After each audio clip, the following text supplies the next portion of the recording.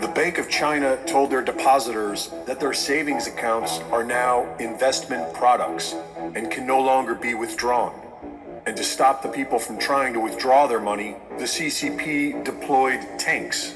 Banks all over the world are imploding. And within this great reset, there is great opportunity for mankind, so long as we recognize who the real perpetrators are. The word apocalypse simply means the lifting of the veil, a revelation of truth, or in modern terms, the Great Awakening. Mankind is now awakening to the fact that we have been lied to and exploited as chattel for, at the very least, our entire lifetimes.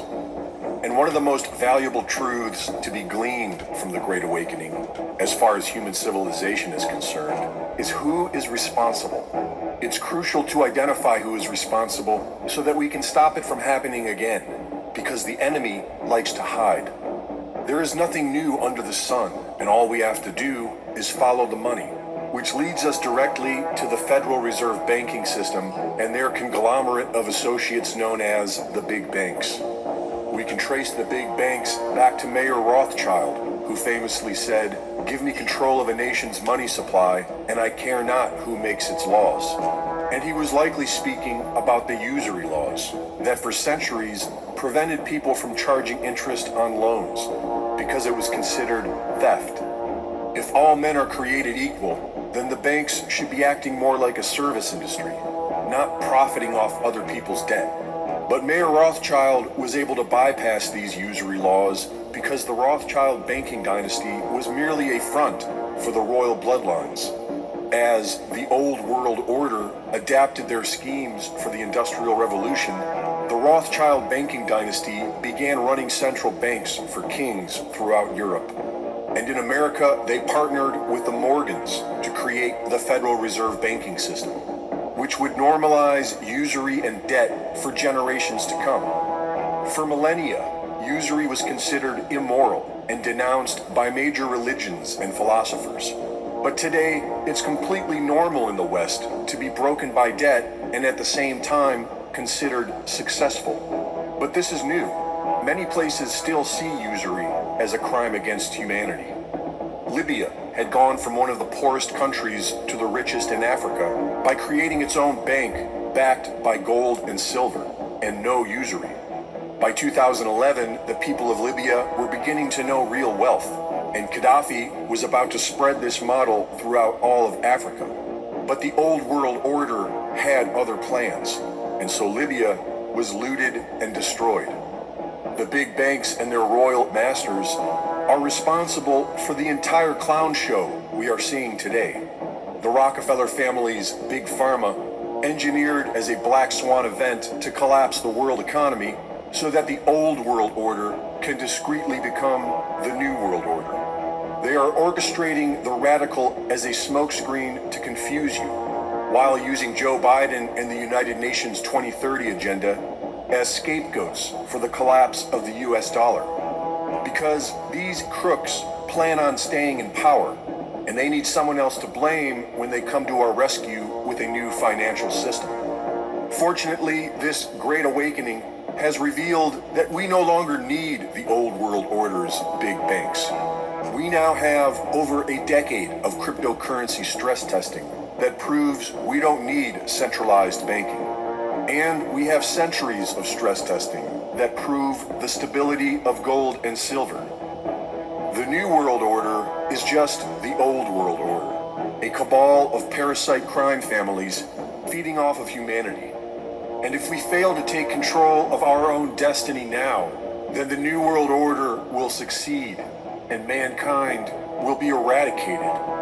The choice is ours, and there won't be a second chance. What we are seeing in Sri Lanka is system failure, and that is nothing to celebrate. There is no victory in system failure. In fact, it is what these tyrants are counting on. It's part of the plan, and it's been their business model for decades. As simple as the mafia movies on TV. The World Bank and the IMF strong-arm world leaders into accepting loans that are designed to bankrupt the nation. while the CIA acts as management, secretly administering to the overthrow of national sovereignty and the looting of the nation's wealth.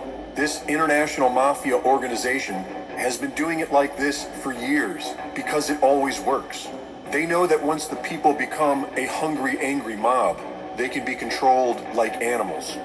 And this reactive behavior is exactly what these globalist crooks are counting on. It's why they are destroying the world's economies and creating a food crisis. So the answer is to become proactive. And that is exactly what the Dutch are now showing us. How the people of the world can achieve victory against the tyrants of the New World Order. The prolific farmers of the Netherlands are the second biggest food exporters in the world. And they know that the World Economic Forum is planning on buying up their land and cutting off the food supply for billions of people. And they also know that the people united are an unstoppable force. And so they united against tyranny and peacefully, with unstoppable strength, shut down the system. The shelves in many stores are now empty, but it's on their terms. And the people now have the upper hand, as it should be, and could be everywhere if we want it. The New World Order's plan is for all nations to collapse, which tells us that we must not wait until system failure. We must act now. Many people all over the world are now starting to rise up together with the Dutch farmers.